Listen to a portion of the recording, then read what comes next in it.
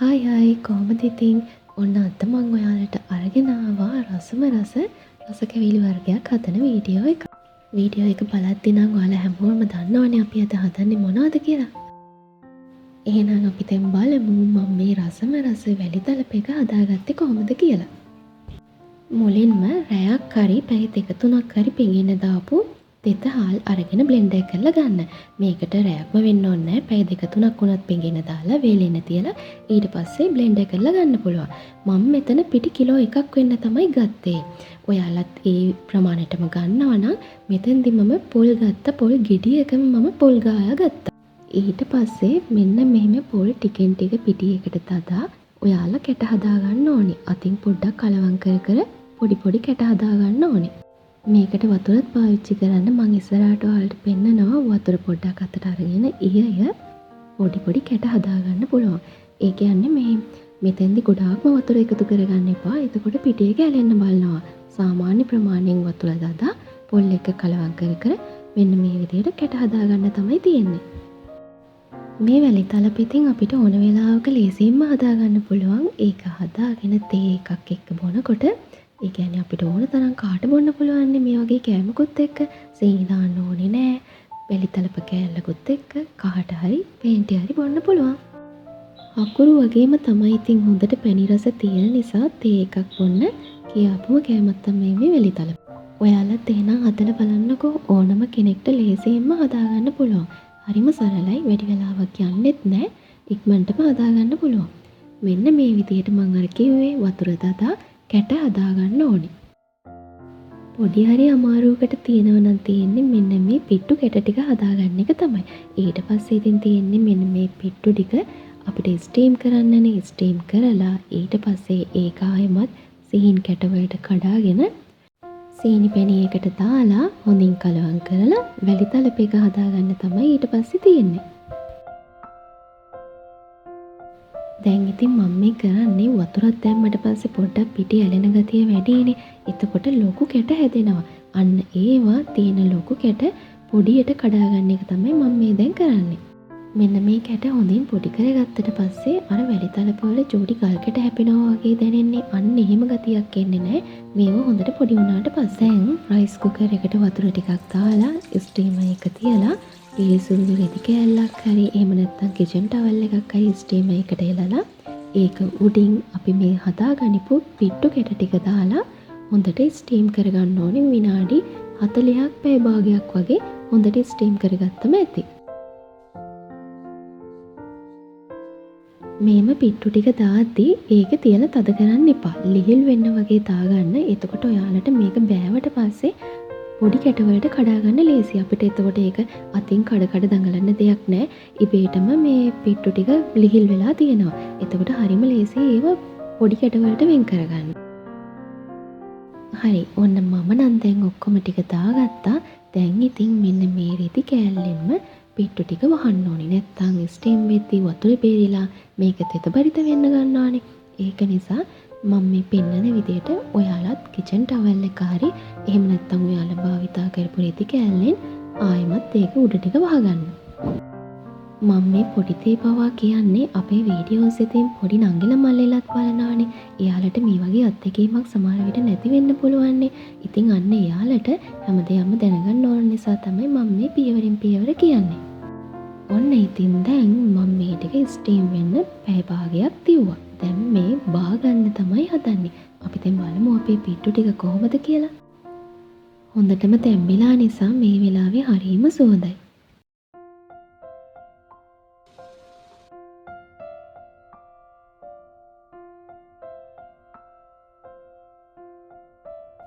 මට ඉතින් පුදුම කලබලයක් නේ තියෙන්නේ. මං උණුවෙන්ම මේකට අත දාලා පොඩ්ඩක් අතත් පුච්ච ගත්තා. මේ බලන්නකෝ ඔයාලට පේනවනේ අපි මේ පිට්ටු එක තියලා තද කරේ නෑනේ. ඒක නිසා මේ ටික හරිම ලීල් විදියට තියෙනවා. දැන් මම මේ ටික වෙන භාජනයකට දාගෙන මේ පිට්ටු කැට ටික පොඩි කරගන්න තමයි හදන්නේ.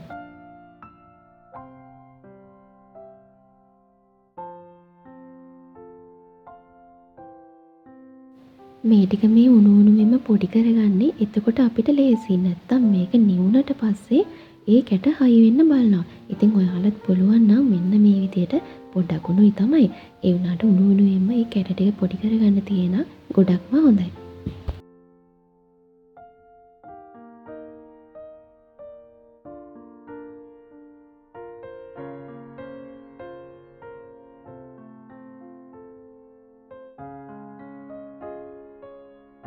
අපි ඊළඟට මේ වැලි තලපයකේ රසය සුවඳ තව පොඩ්ඩක් වැඩි කරගන්න එනසල් හැටි කීපයක් කුරුඳු කෑලි 2-3ක් දාලා කපලි පැදගෙන කුඩු කරලා අපි වැලි තලපයක හදා ගන්නකොට ඒ මිශ්‍රණයට දාගමු.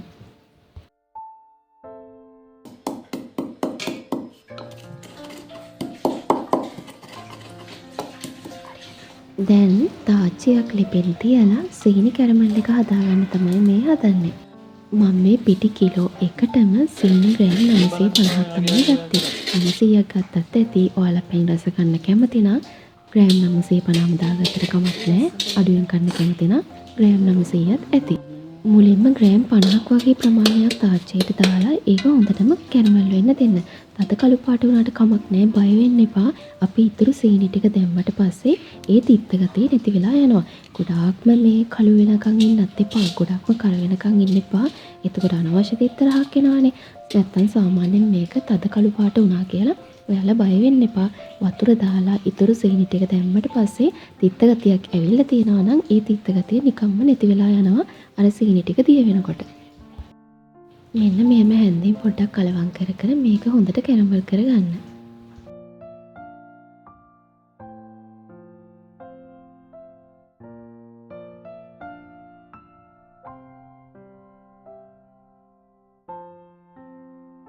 සීනි ටික මෙන්න මේ පාටට වගේ ආවට පස්සේ වතුර එකතු කරගන්න. වතුර කෝප්ප 2ක් වගේ ප්‍රමාණයක් එකතු කරගන්න.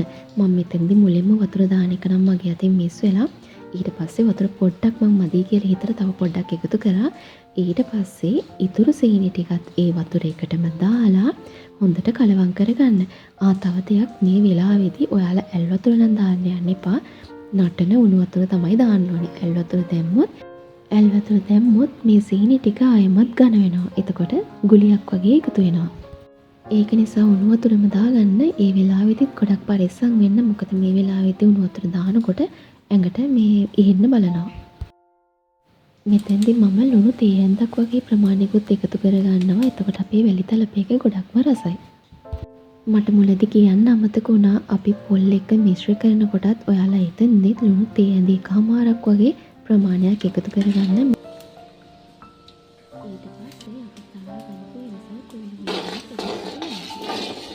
බලන්නකො කැරමල් එකේ පාට හරිම ලස්සනට තියෙනවා. මෙන්න මේ පාටට ආවොත් තමයි වැලි තලපයක ලස්සන තද පාටට තියෙන්නේ. නැත්තම් අර සුදු පාට වගේ ගතියකට තමයි තියෙන්නේ. මම මේ දැන් දාගත්තේ වැනිලා තේහෙඳි දෙකක් එකතු කරගත්තා. ඊට පස්සේ පොඩ්ඩක් කලවම් කරලා අපේ පිට්ටු මිශ්‍රණය මේකට දාගන්න ඕනේ. මෙන්න මේ බුබුලු දාගෙන එන මට්ටමට ආවට පස්සේ හැන්දින් පොඩ්ඩක් උස්සලා බලන්න. මෙන්න මේ වගේ නූලක් වගේ ඇදෙනවා නම් අන්තිම බිඳුව වෙනකන් කැඩෙනවා නම් අන්න ඒ පදම තමයි හරි පදම. ඊට පස්සේ අපේ පිට්ටු මිශ්‍රණය දාගෙන හොඳට කලවම් කරගන්න ඕනේ. එහෙම නැත්නම් ඔයාලා පොඩ්ඩක් ඇඟිලි දෙකට පරිස්සමින් අරගෙන බලන්න. ඇඟිලි දෙකට අරගෙන ඒක පොඩක් තද කරලා ආය අතෑරියට පස්සේ නූලක් වගේ මට්ටමට ඇදෙනවා නම් අන්න ඒක තමයි හරි පදම. දැන් ඔන්න මේ විදියට පොඩ්ඩක් හොඳට කලවම් කරගන්න ඕනේ. දැන් මෙතන පැණි ගතිය වැඩිනේ. අපි ඒක නිසා මේක හොඳට තෙත හිඳව ගන්න ඕනේ. පැණි ගතිය වැඩිපුර ඕන නම් ටිකක් තෙත ගතියට තියාගත්තට කමක් නැහැ. එහෙම නැත්නම් සාමාන්‍යයෙන් ඔයාලට අතට දැනෙනවා මේක අතට තද වෙන මට්ටමක් එනවා. අන්න ඒ මට්ටම වෙනකන් අපි තෙත හිඳව ගන්න ඕන.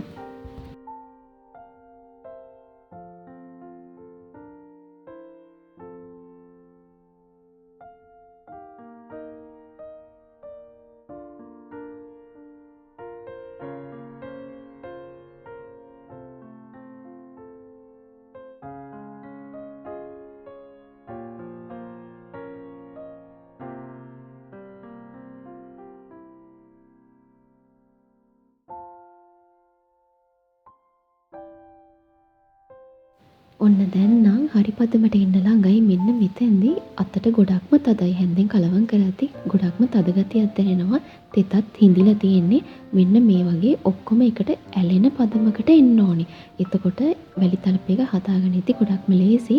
කැඩෙන්න බලන්නේ නැහැ. මේ ඔක්කොම එකට ඇලෙන ගතියට ආවට පස්සේ තුනී කරලා නිවෙන්න දුන්නට පස්සේ වැලි තලප එක කැඩෙන්නේ නැති වෙන්න අපිට හදාගන්න පුළුවන්.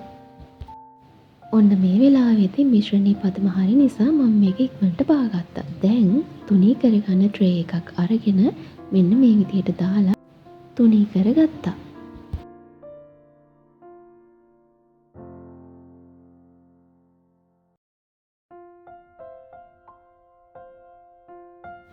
මෙහෙම තුනී කරගත්තී ඔයාලට පහසු හැන්දක් හරි ස්පැචුල එකක් හරි ස්ක්‍රේපර් එකක් හරි එහෙමත් නැත්නම් කෙසෙල් කොලයක් උනත් භාවිතා කරලා මේක හොඳට තුනී කරගන්න පුළුවන්. ගානට ලස්සනට තුනී කරගන්න. එතකොට අපේ වැලි තලප ටික ඔක්කොම එකම ගානට එනවා. මේම හොඳට බැලන්ස් වෙන්න තුනී කරගත්තට පස්සේ මම මේක හොඳටම නිවෙන්න දෙනවා. නිවෙන්න දුන්නට පස්සේ තමයි මම කෑලි වලට කපාගන්නේ. මෙන්න මේ තියෙන්නේ මම කපා ගනිපු වැලි තලප ටික. කොහොමද ලස්සනයි නේද? ලස්සන පාටට රසට එදා වැලි තලප ටික හැදිලා තිබුණා.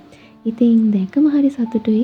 අපිට ගෙදරදී මේ වගේ කෑමක් ඉක්මනට හදාගෙන කනවා කියන්නේ ඒක ඇත්තටම අපිට සතුටුයි. ඒක රස වෙනකොට තවත් සතුටුයි. අපේ මතින් හදපු කෑමක් ගෙදර අයට දීලා රස බලද්දී එයාලත් ඒක තව රසයි කියලා කියනකොට අපිට තව මේ වගේ කෑම ಜಾති හදන්න ආස හිතෙනවා. ඉතින් මං කියන්නේ ඔයාලටත් try කරලා බලන්න පුළුවන් මේ රෙසිපි එක. හරිම ලස්සනට රසට එනවා. ඔයාලා හැදුවොත් අනිවාර්යයෙන්ම මට කමෙන්ට් එකක් දාන්නත් අමතක කරන්න එපා. ඔන්නෝම තමයි ඉතින් මං එදා වැලි තලප ටික හදාගත්තේ. එහෙනම් අදට මම ගිහිල්ලා එන්නම් මේ වගේ රසවත් වීඩියෝ එකකින්. අපි ඉක්මනටම හමු වෙමු. මගේ channel එක subscribe කරලා තියාගන්න. notification එකක් ආපු ගමන් අනිවාර්යෙන් click කරලා බලන්න.